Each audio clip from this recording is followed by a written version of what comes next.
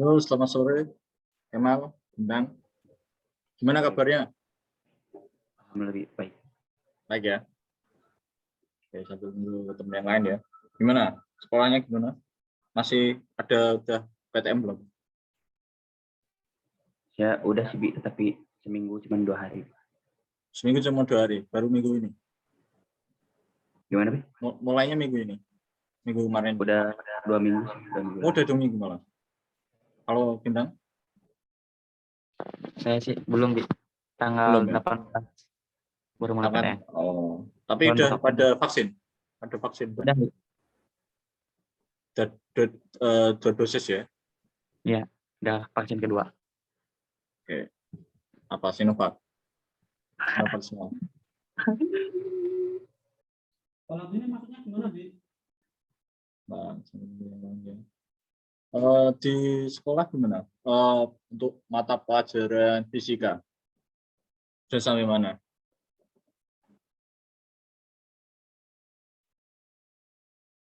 Ada yang ingat? Kemal, Bintang? Kan nggak ada itu ya. Kalau Kemal nggak ada itu ya.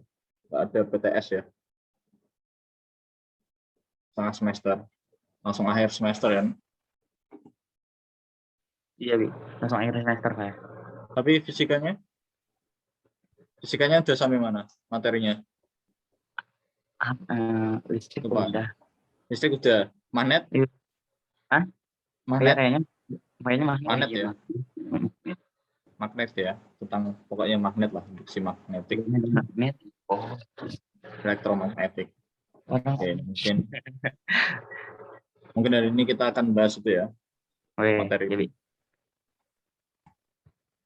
Ya, mungkin saya karena itu ya, karena saya belum sempat membuatkan PPT-nya, mungkin saya akan memadukan dari website, terus saya coba pakai Paint, nanti saya coba ambilkan gambar dari internet, kita coba ilustrasikan gimana maksud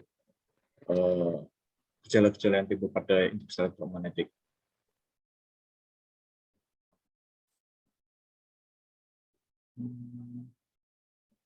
Bisa share screen live belum ya?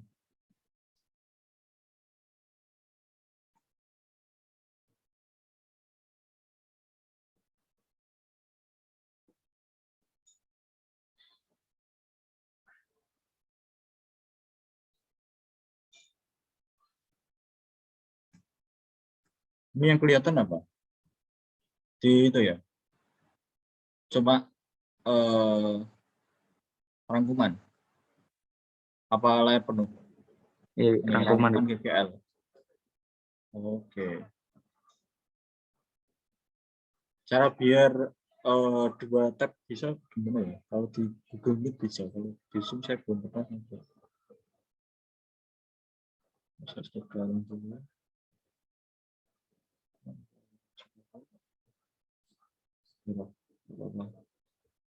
Ini aja kalau gitu.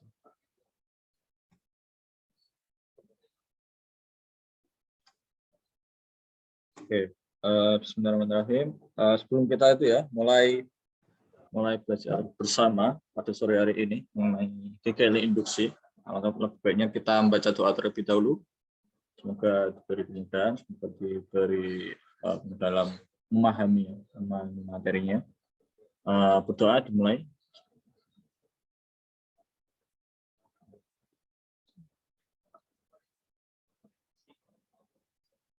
Berdoa selesai. Oke, kemarin kita udah belajar mengenai soal-soal ya, soal-soal listrik statis. Terus di pertemuan ini kita akan belajar mengenai GGL induksi. Ini tadi saya sempat lihat bab selanjutnya itu apa dari kelistrikan ya. Terus ternyata mengenai kemagnetan, dan itu dimulai dari induksi elektromagnet. Nah, sebenarnya GGL induksi, ada yang tahu GGL induksi itu apa?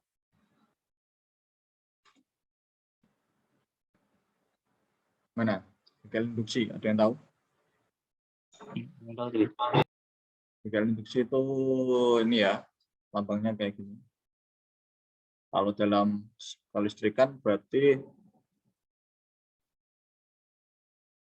nah, kalau dalam kelistrikan ya biasanya disimpulkan medan magnet ya, medan magnet, medan listrik, untuk E ya, untuk yang E. Namun di sini gagal induksi ini itu medan magnet, simbolnya seperti ini. Oke, ada yang tahu itu apa? Gagal induksi itu menjelaskan mengenai apa? Gagal induksi itu menjelaskan mengenai potensial listrik ya, potensial listrik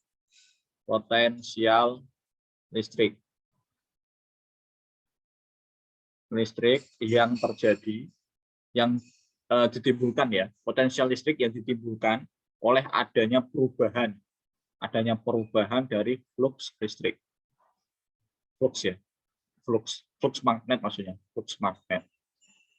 Nah, nanti kita akan baca mengenai flux magnet itu apa. Oke, di sini di dalam ini ya, yaitu dijelaskan mengenai flux. Nanti kita akan baca mengenai flux magnet, hukum Faraday, hukum Lenz, hukum Henry, serta pengaplikasiannya ya, gagal induksi dalam kehidupan sehari-hari. Misalnya ada trafo, ada generator, sama ada induktor. Nih, kita akan belajar lebih jauh mengenai ini.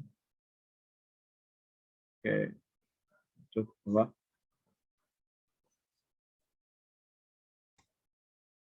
Nah, di flux magnet ini, pengertian flux magnet dulu ya. Sebelumnya udah dijelasin sama guru kalian masing-masing belum? Apa itu flux magnet? Saya kayaknya udah di. Udah. Tapi tadi saya izin di Izin apa? dapat ngedengerin materinya cuma yang pas akhir-akhir doang. Walah. Oh, maksudnya udah dijelasin tapi waktu jelasinnya itu enggak itu ya. Enggak pas, enggak ada ya. Pas enggak ada karena izin ada sesuatu ya. Oke. Oke, di flux magnet ini ya. Ini pengertiannya itu apa? Flux magnet itu adanya garis gaya ya. Garis gaya magnet. Garis gaya magnet.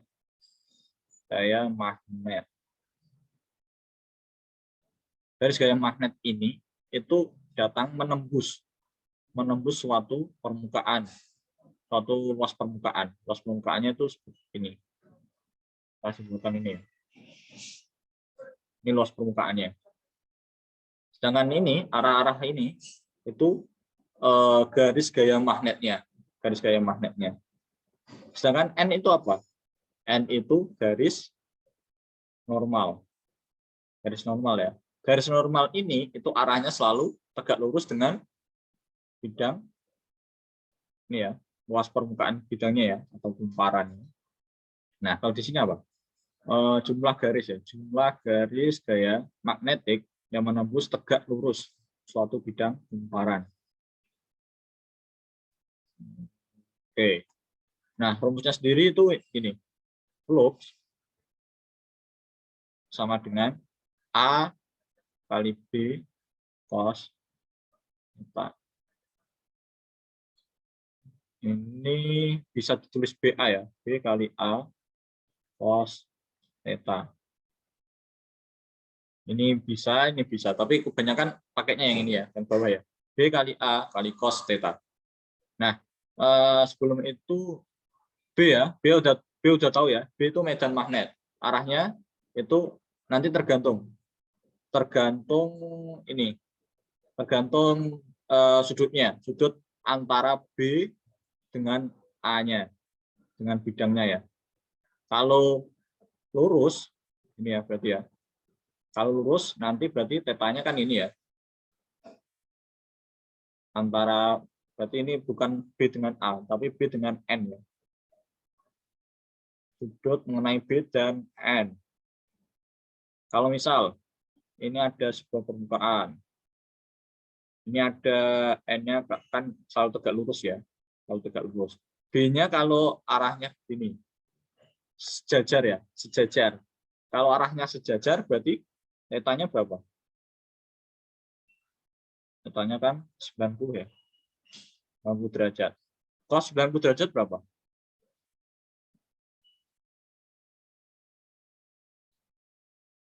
Ada yang tahu? Kemal? Bintang? Cos 90 berapa?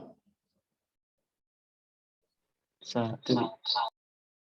Cos 91. Kebalik. Kalau sin 91. Kalau cos 90 itu 0. Oke.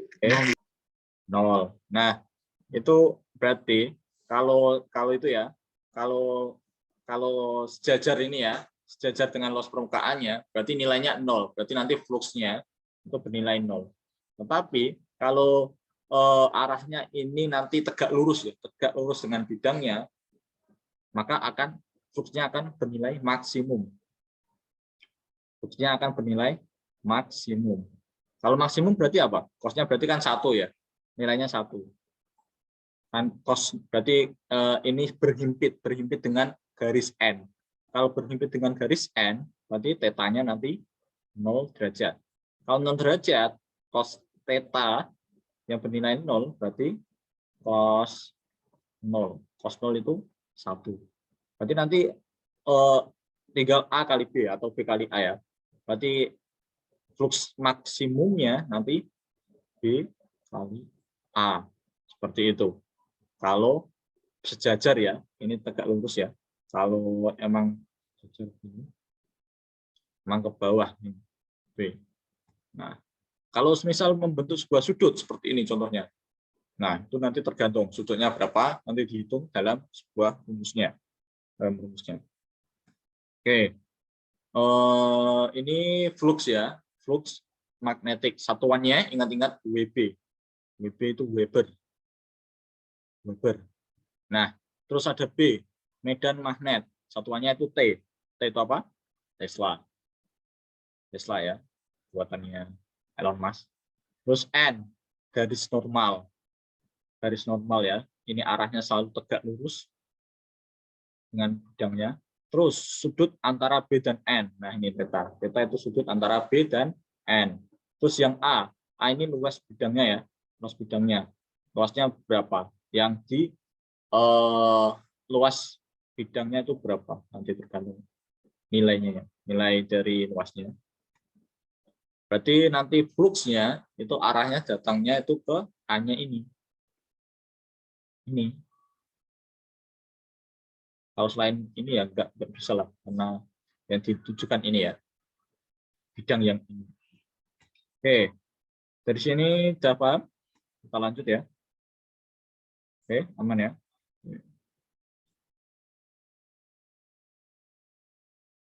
Terus yang B, ada hukum Faraday. Hukum Faraday.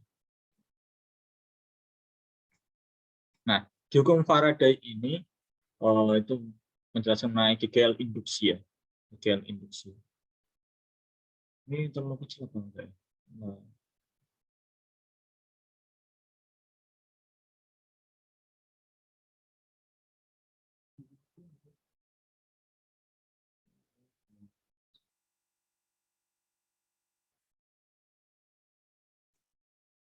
Tadi memotong enggak? Kepotong ya? Layar penuh enggak di kalian? Jadi penuh. Ya, tadi berarti motong-motong huruf-hurufnya waktu saya jelasin. Atau sesuai. Soalnya tadi saya minimize. Ukurannya saya kecilin kan. Oke, Sesuai Bi, aman Bi. aman ya. Oke, kita lanjut ya mengenai GGL induksi. Nah, GGL induksi ini dimulai dari sebuah kumparan ya. Dalam sebuah kumparan. Kumparan ini tuh kita buat ya, semisal solenoid. Solenoid. Ini. Nah, ini ada kumparan ya, yang dililiti kawat. Dililiti kawat. Dililiti kawat.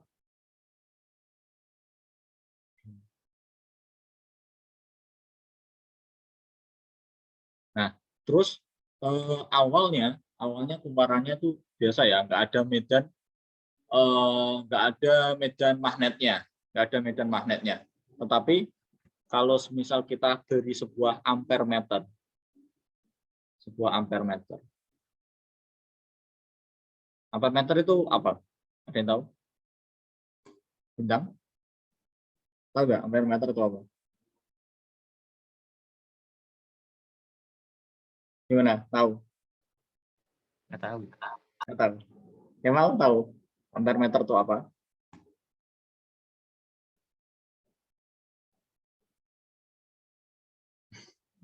Tahu senyum-senyum.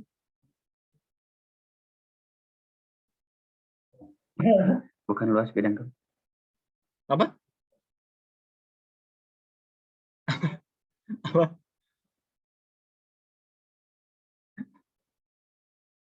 Oke, ampere meter itu ya. Ampere meter itu alat. Ampere meter. Ampere meter itu alat yang digunakan untuk menghitung apakah dalam suatu rangkaian itu ada arus listriknya apa enggak. Arus listriknya apa enggak. Arus listrik itu kan satuannya A ya. A. Nah, dalam A itu apa? A itu ampere ya. Satuannya itu ampere. Ampere. Nah, alatnya itu namanya ampere meter. Nah, kalau misal di dalam solenoid ini kita lilitkan ya, kumparan solenoid ini kita lilitkan sebuah kawat. Nah, kawat ini dihubungkan dengan alat yang bernama ampere meter. Ampere meter ini. Nah, kalau misal keadaan awal ini itu ternyata nggak ada medan listriknya ya, atau GGL induksinya ya. GGL induksi itu tidak ada. Nah, kalau kita beri sebuah batang magnet ya. Batang magnet kita tahu ya, ada kutub utara sama kutub selatan. Nah, misal kutub utara sama kutub selatan. Terus kan ada medan magnet ya, medan magnet itu B. Nah, dalam batang magnet itu B atau medan magnet dalam batang magnet ya, itu arahnya itu selalu berasal dari kutub U ke kutub S. Jadi ini memutar ya, memutar ke kutub S. Jadi seperti itu ya. Nah, kalau semisal batang magnetnya ini kita masukkan dalam sebuah kumparan seperti gambar ini. Kita masukkan ke dalam kumparannya. Maka akan timbul sebuah perubahan ya. Jarum galvanometer biasanya. Ini karena apa? Karena kalau kita masukkan ya, kita coba masukkan. Kalau kita masukkan ke dalam. Nah, kalau kita masukkan ke dalam, ternyata itu ada sebuah medan magnet utama ya, B, garis medan utama yang ditimbulkan dari batang magnetnya ini itu ke kanan ya, arahnya ke kanan. Nah, kita tahu bahwa fungsi kumparan itu cenderung atau lebih membuat kondisi awalnya, mempertahankan kondisi awal,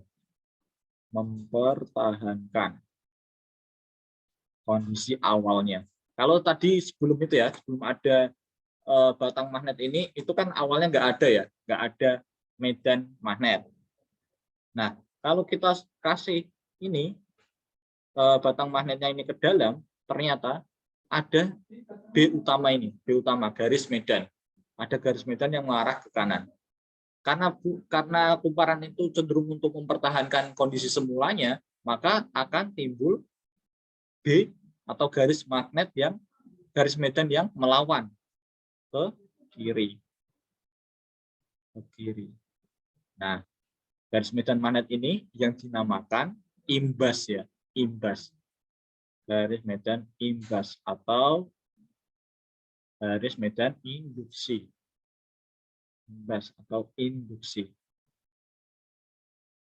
Nah, kalau kita tahu, ternyata kalau sudah ada ya, ternyata ada jalan kumparan, ternyata ada sebuah garis medan yang arahnya ke kiri. Awalnya kan nggak ada, ternyata setelah adanya batang yang dimasukkan ke dalam kumparan, ternyata ada sebuah garis medan yang mengarah ke kiri. Nah, hal itu yang menimbulkan nanti akan adanya arus listrik. Arus listrik ini terdeteksi di ampere meter.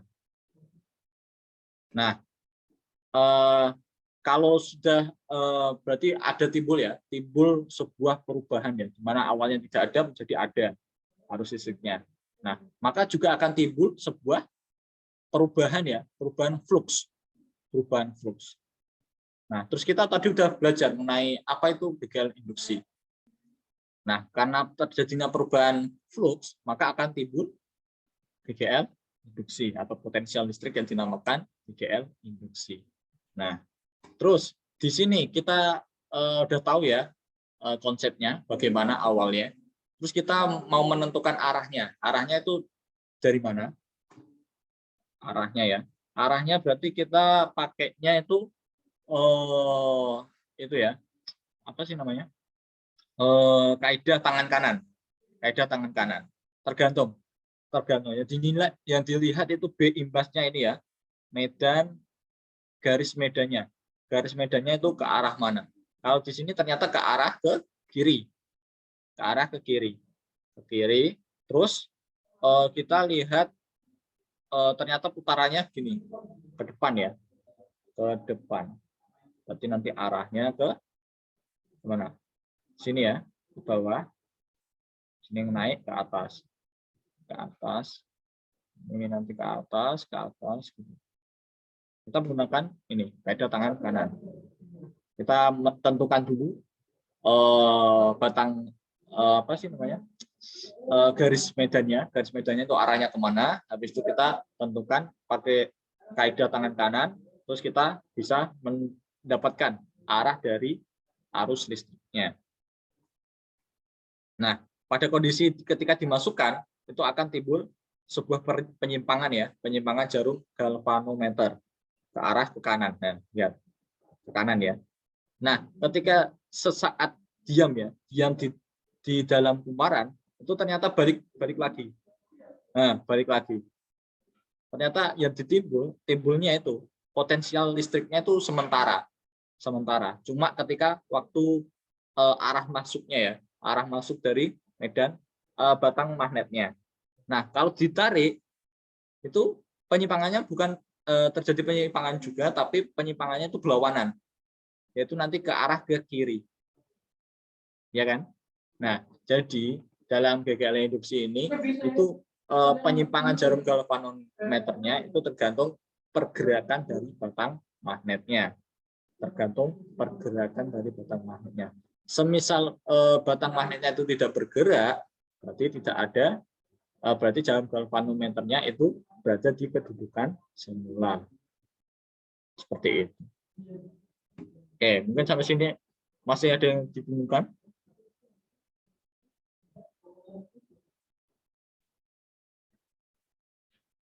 Saya hapus ya.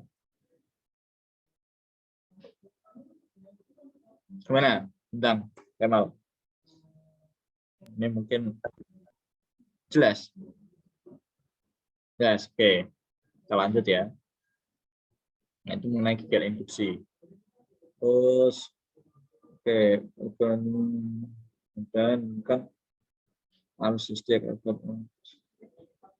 Nah, ini menunjukkan bahwa dalam rangkaian terjadi arus listrik. Nah, tadi kan sudah ada itu ya, sudah tahu bahwa ada B imbas atau garis medan yang ditimbulkan yang ditimbulkan akibat kumparan mempertahankan keadaan semulanya. Nanti timbul B imbas. B imbas ini akan menjadikan rangkaiannya ini itu terjadi arus listrik. Tadi yang kita sudah menentukan arahnya itu pakai kaidah tangan kanan. Nah, maka kalau misal tadi dikasih sebuah ampere meter ya, sebuah ampere meter A begini, tadi kan begini ya. Nah, di ujung-ujung kawatnya ini, yang melingkar-melingkar gini ya, di ujung-ujung kawatnya ini itu akan timbul beda potensial.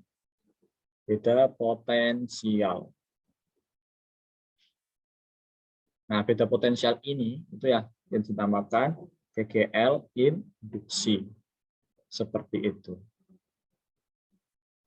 Oke, terus di sini ada hukum Faraday. Hukum Faraday itu bunyinya itu bagaimana? Hukum Faraday itu besar GGL induksi. Besar GGL induksi. Besar GGL induksi itu apa? Ini simbolnya ya. Satuannya itu volt. Yang terjadi dalam kumparan itu tadi yang begini bentuknya. Kumparan yang dililiti oleh arus listrik itu nilainya itu berbanding lurus. Nilainya berbanding lurus dengan cepat perubahan flux. Berarti ini delta ya harusnya. Ini nilainya bisa negatif N kali delta flux per delta T. Nah, dalam menghitung dari GGL induksi ini, dalam hukum Faraday ini, itu ada biasanya ada dua cara, tergantung soalnya nanti. Kalau semisal yang diketahui itu berupa nilai,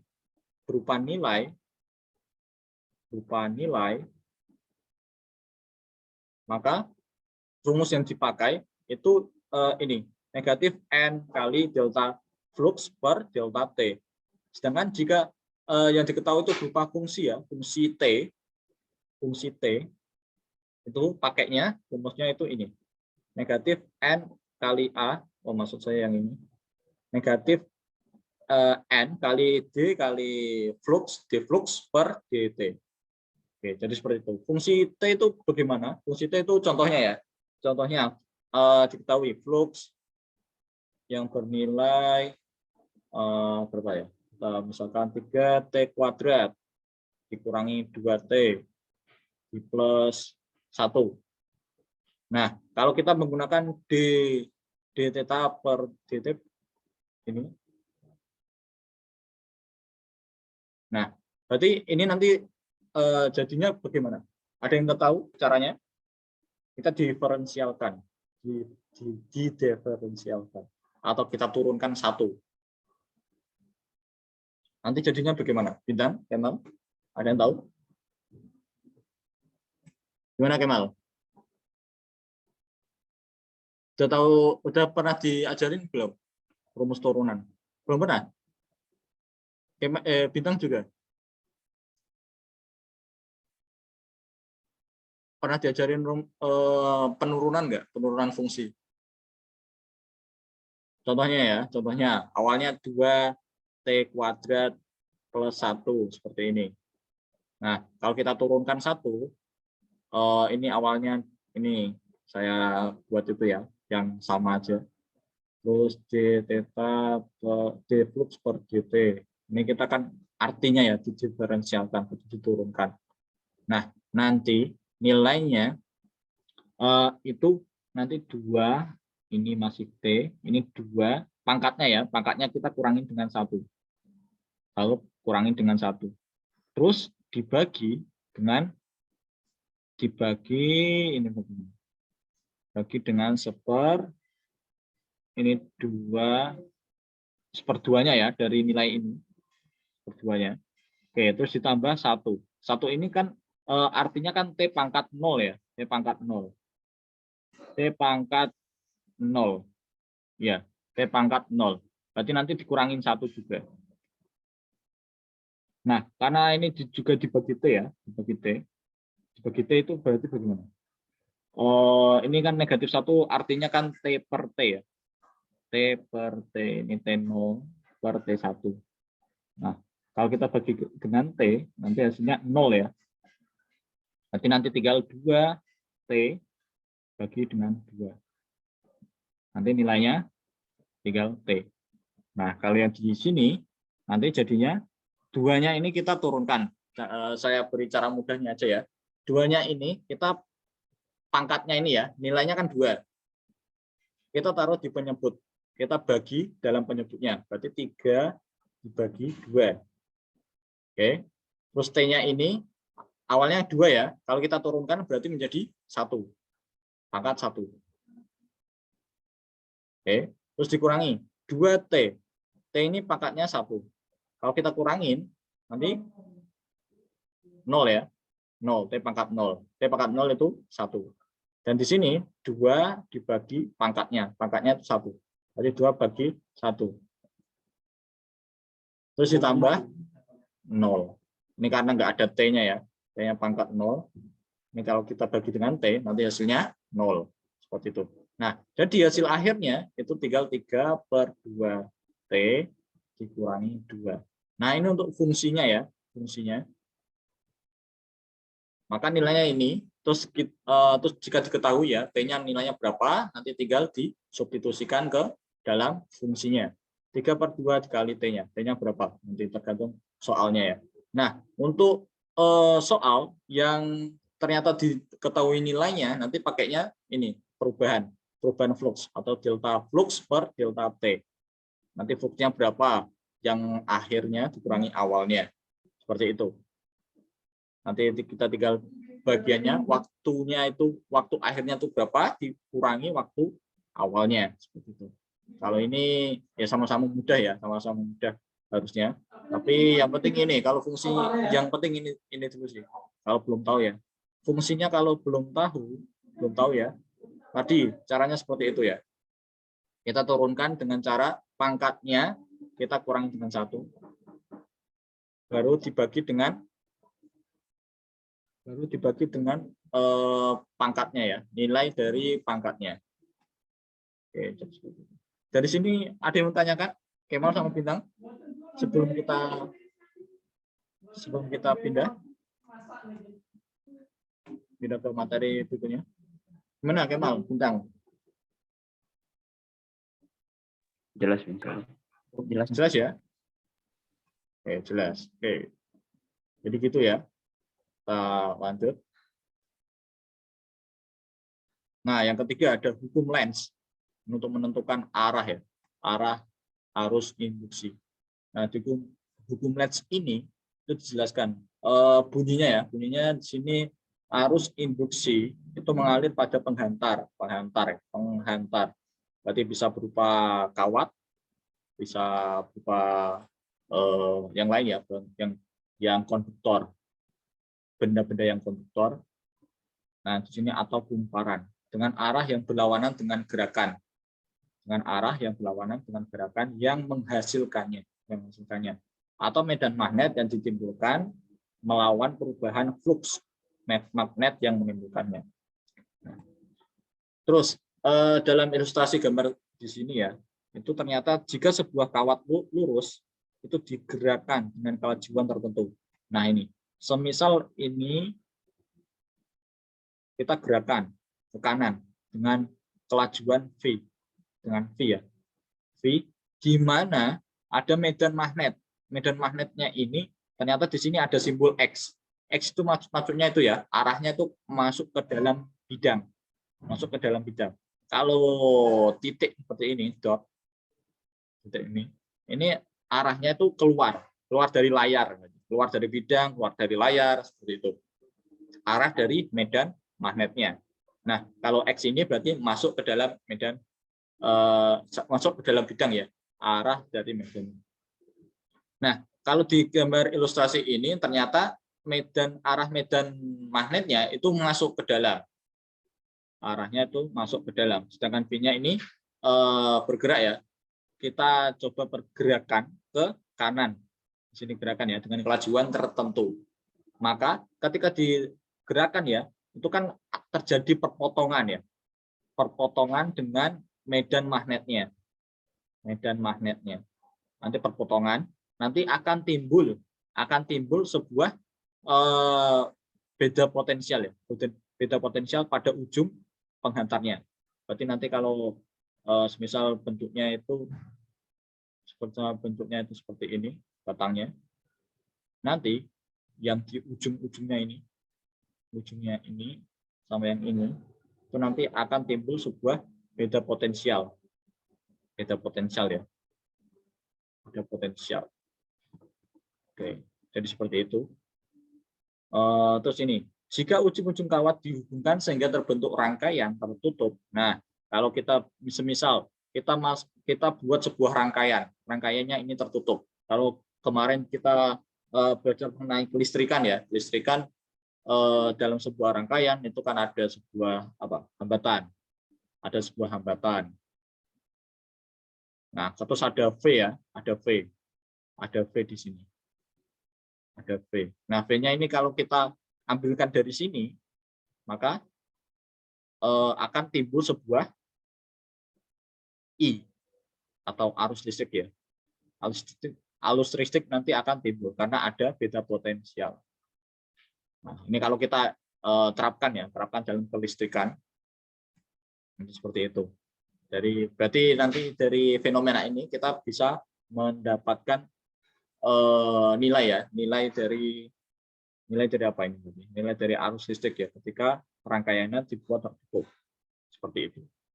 Nah, jika kawat digerakkan dengan kecepatan V ke kanan, V-nya ya, V-nya ke kanan, terus dalam medan magnet yang arahnya masuk bidang, maka timbul gaya Lorentz kemarin kita coba belajar F ya, FC. Dia masih ingat FC. Tapi di sini kalau kemarin kan kelistrikan ya. Kalau di sini FC-nya berbeda. Oh, kemarin gaya Coulomb bukan gaya Lorentz ya. Kalau FC gaya Coulomb itu mengenai kelistrikan. Nah, kalau di kemagnetan itu namanya gaya FL, gaya Lorentz. Nanti rumusnya berbeda ya. Ingat, ternyata ini arahnya itu berlawanan ya, dengan arah dari kelajuannya. Kalau kelajuannya ke kanan, berarti gaya Lorentz-nya ke kiri. Nah, ternyata di sini arah arus listriknya itu menuju ke atas. Oke, jadi begitu ya. Terus untuk menentukan arah arus listriknya, kita bisa menggunakan kaidah tangan kanan ya. Kita bisa kalau yang saya ketahui itu seperti ini. Tahu ya? Seperti ini. Nah, ini jari telunjuknya ini itu menentukan B-nya ya, atau garis medan magnetnya. Arahnya kemana? Kalau di sini kita tahu ternyata X berarti masuk ke dalam bidang ya. Berarti masuk. Kalau masuk berarti gini ya. Masuk ya. Masuk. Nah, ini kayaknya kameranya mirror. Jadi mungkin nanti agak beda. Terus yang jarum arah 4-nya ini 3 ya berarti. 3 ini itu menunjukkan gaya Lorentz-nya. Oke. Nah, kalau kita sudah dapat 2 ini, berarti nanti yang tegak lurus ke atas itu arus listriknya. Coba kalian terapkan di gambar ini. X itu ke dalam, berarti jarum ini ya, jari telunjuknya. X ke dalam. Terus yang ketiga 3 jari ini gaya Lorentz ya. Gaya Lorentz berarti arahnya ke kiri. Terus karena sudah tahu ya, berarti kita dapat menentukan arah dari arus listriknya. Ternyata masih satu, yaitu jarum jempol. Jarum jempol menunjukkan arah arus listriknya, yaitu ke atas. Oke. Jadi pakainya itu kaidah tangan kanan ya. Kaidah tangan kanan. Oke, jadi seperti itu.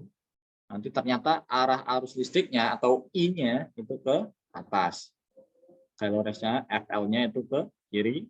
Sedangkan medan magnetnya arahnya masuk ke dalam bidang X. Kalau keluar berarti kan ini ya.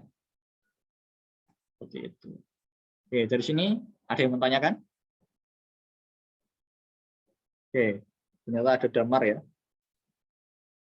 Gimana Damar? Gimana Bintang? Emal? Aman? Tadi saya Aman? telat sih, jadi Gimana? tadi saya telat. Oh iya, nggak apa-apa Damar. Ya, tadi kita udah belajar mengenai gegel induksi, ada hukum Faraday, terus ada flux magnet. Kalau damar itu yang itu ya, Gabriel? Enggak kok, saya Oh enggak. masih kelas 12. Oh masih kena kelas 12 kemarin. Si Gabriel siapa?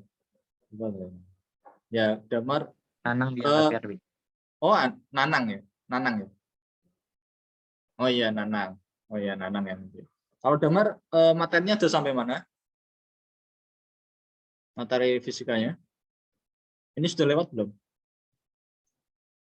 Udah sih kayaknya, Ini udah lewat ya? Udah disinggung ya? iya. Oke. Oke, mungkin. Tapi tahu udah sampai mana? Lupa nama materi ada kak? Oh, lupa ya. Soalnya tadi Bintang sama Kemal katanya baru masuk ini ya, masuk di materi ini mengenai kemagnetan ya, mengenai kemagnetan. Jadi saya singgung sedikit. Ini nanti kalau ini bisa selesai ya, nanti minggu depan kita coba mengerjakan soal-soalnya. Oke. Jadi mungkin seperti ini ya. Nanti itu ya, kalau damar berarti udah pernah ya, udah pernah mungkin itu ya, sambil mengingat kembali ya kemarin apa yang telah dipelajari di sekolah, walaupun itu online. Oke, kita lanjut ya. Oke, saya hapus. Nah, ini untuk rumusnya ya. Besarannya, besar dari GGL induksi. Besar dari GGL induksi yang ditunjukkan tadi mengenai hukum Lenz ya, untuk menentukan arah pada sebuah penghantar yang digerakkan dengan kelajuan tertentu berupa V ya, berupa V. Nah, rumusnya ini E atau tegang atau beta potensialnya ini ya, GGL induksinya itu nilainya D kali L kali V sin theta. Sin theta. Nah, kalau pengen nyingkat ya belief gitu. Belief. Ya something belief. Nah, di sini ada B itu tadi garis itu ya, garis medannya. Terus L itu panjang kawatnya, panjang penghantarnya. Panjang penghantarnya. Terus V itu kecepatannya, tergantung digerakkan dengan kelajuan berapa. Terus sin theta. Nah, theta ini itu berarti kan itu ya sudut antara kedua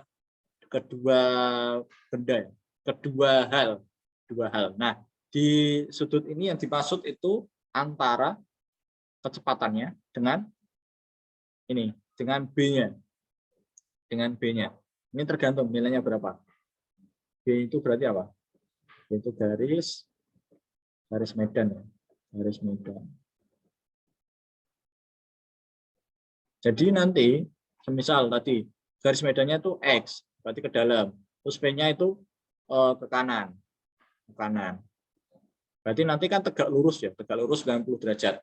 Nah, kalau 90 derajat tetanya itu nanti sin-nya nilainya berapa? Sin 90. 1 ya.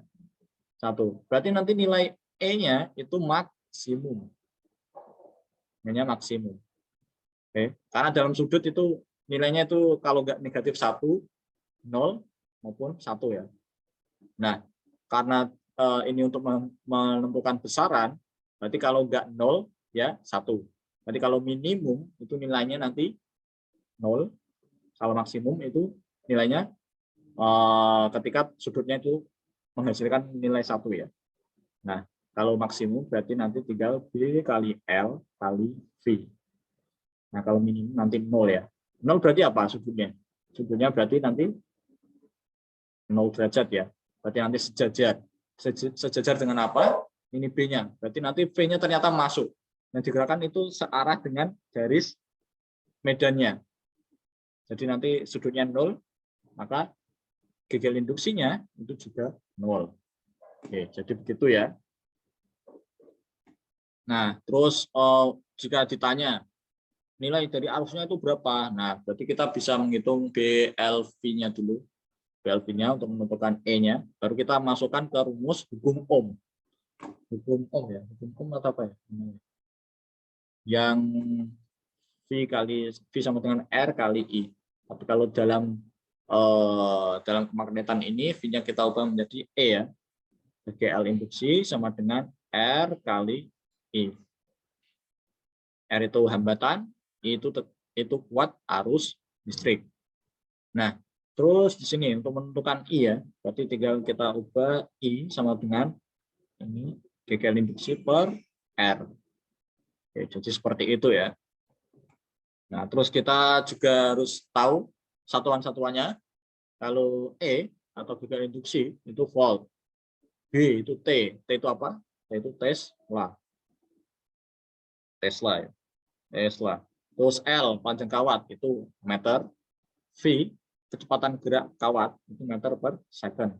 Terus I arus induksi untuk A. Tadi kita sudah belajar ampere meter. Ampere ini kan ampere ya.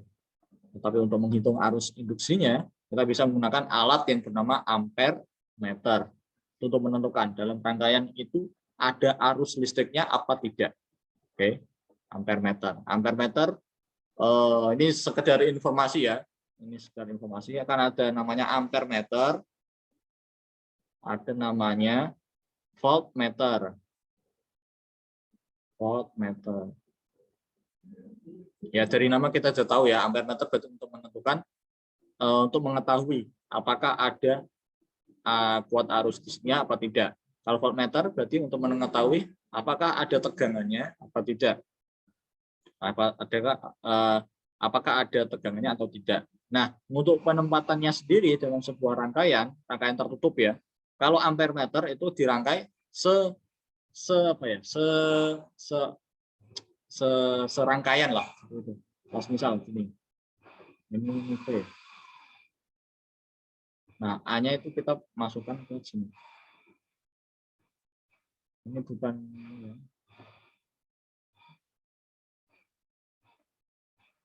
Nah, misal ini ada tegangan.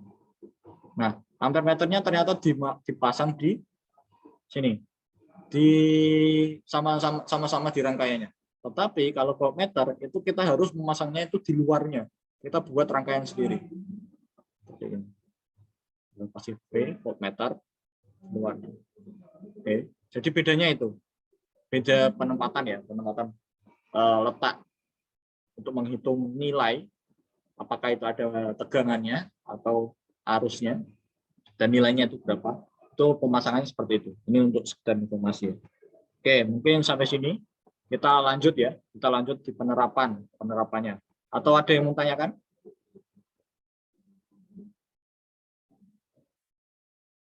Gimana? Aman? Aman ya? Aman. Oke, kita lanjut ke penerapan. Nah, penerapan tadi di awal kita sudah menyinggung ada penerapan induksi elektromagnetik, itu ada generator. Ada namanya generator, ada transformator, ada induktor, ada trafo, singkatannya trafo.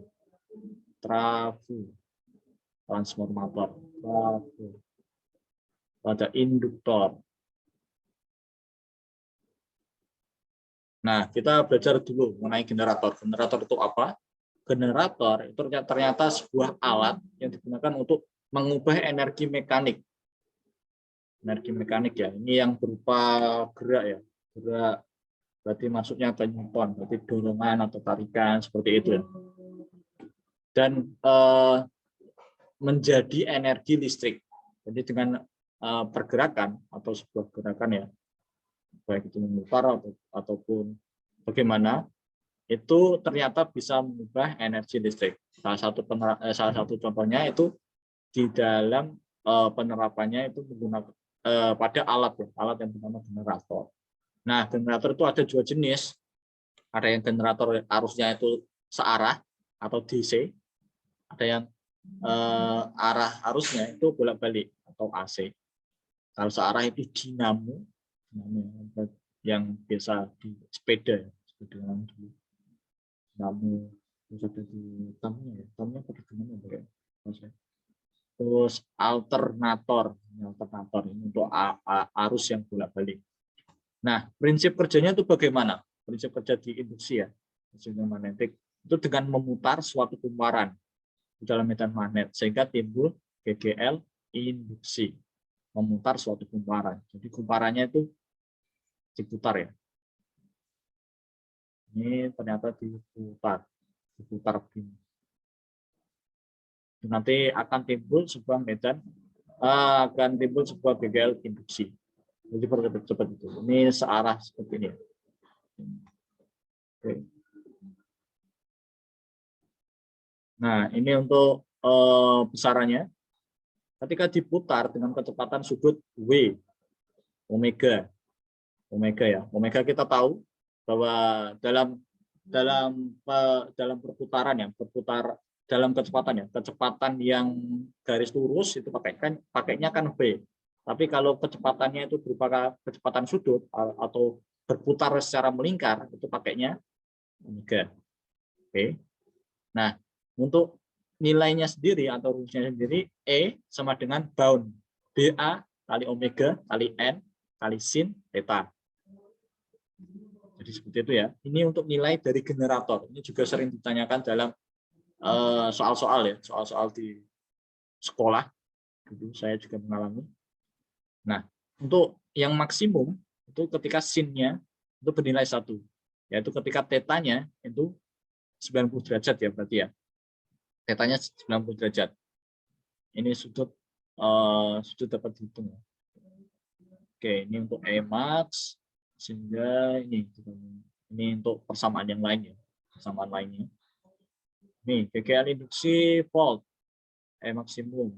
Oke, N. Nah, ini ada sesuatu yang baru ya. N, jumlah lilitan kumparan. Nah, dalam kumparan itu di dalamnya itu dililit ya, dililit sebuah kawat. Nah, semakin besar lilitannya, maka semakin besar juga GGL induksinya. Karena apa? Karena GGL induksi itu sebanding dengan N. Sebanding dengan jumlah lilitannya. Semakin banyak lilitannya, maka semakin besar nilai GGL induksinya. Kemudian juga dipengaruhi oleh B, induksi magnetiknya. Nilainya berapa? Nanti juga sebanding dengan ini. Oke. Dan lain-lain ya. Ada luas kumparan ya seperti ini. Luas kumparannya. Oke. Kita lanjut. Nih di sini ada trafo. Ini juga enggak kalah penting. Kita mungkin sampai trafo aja. Oke, mungkin kita sampai trafo aja. Nanti kita lanjutkan minggu depan ya. Trafo. Di trafo ini alat yang digunakan untuk mengubah tegangan AC ya tentunya ya. Yang diubah itu tegangan AC. Ini dari tergantung lilitannya ya. Yang awalnya ini itu dibagi menjadi dua. Ada trafo step up sama trafo step down. Namanya juga up ya. Berarti untuk meningkatkan tegangan AC ya. Untuk meningkatkan tegangan AC. Nah, prinsip kerjanya itu bagaimana? Prinsip kerjanya itu ternyata itu memindahkan energi listrik secara induksi ya. Dari kumparan primer ke kumparan sekunder. Ini awalnya. Kumparan primer ke kumparan sekunder. Ini ya gitu. Caranya itu bagaimana? Caranya itu nanti sepertinya nanti dijelaskan itu berupa jumlah lilitannya. Tergantung jumlah lilitannya. Kita membanyakkan ya. Memberi banyak jumlah lilitannya di primernya. Sehingga nanti akan berpengaruh di jumlah tegangannya ya. Peningkatan atau pengurangannya. Di sini, trafo menimbulkan GGL pada kumparan sekunder. Ini GGL sekunder karena medan magnet yang berubah-ubah. Oke, mungkin ini aja yang penting. Dua jenis. Ternyata di trafo ada dua jenis, step up sama step down. Step up itu fungsinya untuk menaikkan tegangan AC sumber. Sedangkan untuk penerapannya ya, ternyata jumlah lilitan sekundernya itu dibanyakin daripada di lilitan primer. Jadi ini ya bentuknya sama seperti ini. Ternyata yang dililit ini lebih sedikit daripada yang di sini. Ini lilitannya banyak. Nah, terus kalau di step down ini kebalikannya. Kebalikannya ya. Kebalikannya. Awalnya banyak, mesti sedikitin. Seperti itu. Nah, terus untuk rumusnya ini. Rumusnya VP. V ini tegangan ya. Tegangan primer per tegangan sekunder sama dengan NP jumlah lilitannya. Jumlah lilitan primer dibagi jumlah lilitan sekunder. Nah, ini untuk menghitung efisiensi. Efisiensi. Ini untuk hubungan ya, hubungan antara tegangan sama jumlah lilitan trafo. Nah, di sini ada daya. Dijelaskan daya. Ternyata kalau efisiensinya 100%, itu daya primer sama daya sekundernya itu nilainya sama besar ya. Nah, yang enggak kalah penting itu ini juga perbandingan. Nah, kalau di soal-soal ya yang sering muncul di sekolah itu membahas mengenai ini perbandingan mengenai tegangan, terus jumlah lilitan sama arusnya itu di primer sama di sekundernya. Oke.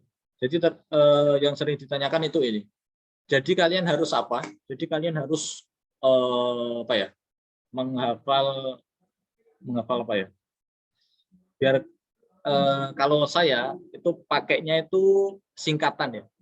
IS, NP sama PP. IS numpang ya ini mungkin agak itu ya. Agak apa ya? Agak menjijikan mungkin ya singkatannya. IS numpang pipis. IS numpang pipis. Gitu. Is numpang pipis. Oke. Terus berarti ini kita bisa buat persamaannya ya. Is berarti yang satunya IP. NP berarti satunya NS. FVP satunya berarti NP. Oke. Berarti nanti kalau semisal diketahui tegangan NP diketahui, NS diketahui, sama VP diketahui. Oh ini VS. Nah nanti yang ditanya VS, VS-nya ini berapa? Nah kalian tinggal menggunakan yang ini aja. Berarti NP per NS sama dengan VP per VS. Nah, jadi nanti kalau yang ditanyakan VS, yang diketahui VP, NS sama NP, berarti VS sama dengan NP, VP dulu ya, VP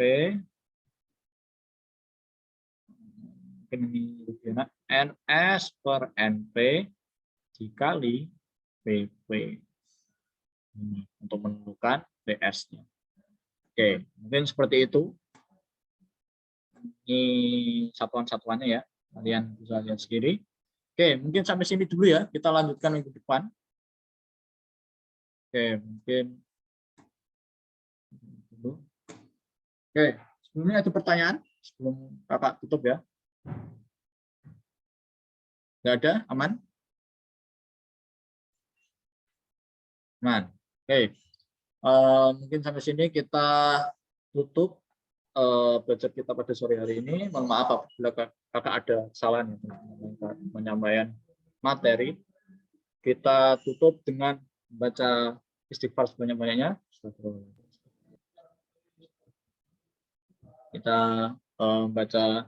dilanjut membaca dengan surat Al-Asr.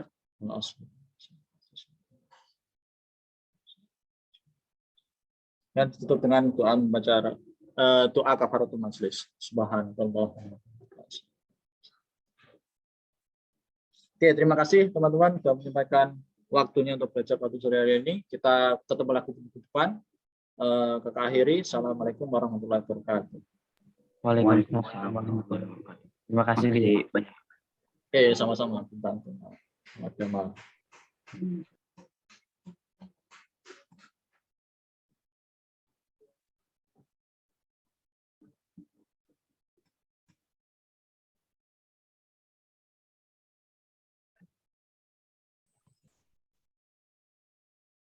Makasih ya Miller. Terima kasih banyak. Nadawi. Sama-sama, Bu.